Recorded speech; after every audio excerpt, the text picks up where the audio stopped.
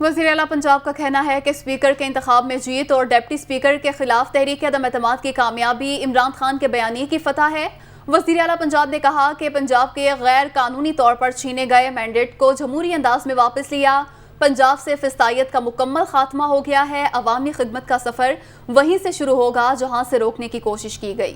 مزید کہا ترقی جعلی مینڈیٹ سے نہیں بلکہ حقیقی مینڈیٹ سے ہوتی ہے۔ اپوزیشن آئندہ بھی سرپرائز کے لیے تیار رہے، یہ کہنا ہے وزیر اعلیٰ پنجاب چودھری پرویز الہی کا۔ تفصیلات جانیں گے لیاقت انصاری سے۔ جی لیاقت، بتائیے گا۔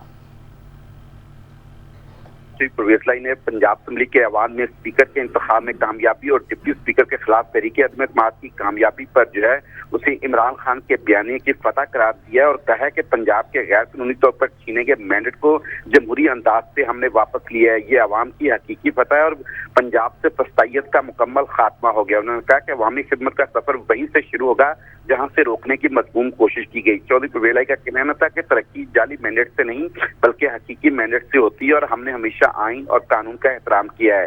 وزیر اعلیٰ پنجاب چودھری پرویز الہی کا کہنا ہے کہ صوبے کو صحیح معنوں میں جمہوری انداز سے چلائیں گے۔ اپوزیشن واویلا کرنے کے بجائے عوامی مینڈیٹ کا احترام کرے۔ اپوزیشن آئندہ بھی سرپرائز کے لیے تیار رہے۔ جی بہت شکریہ لیاقت انصاری، آپ نے اپڈیٹ کیا۔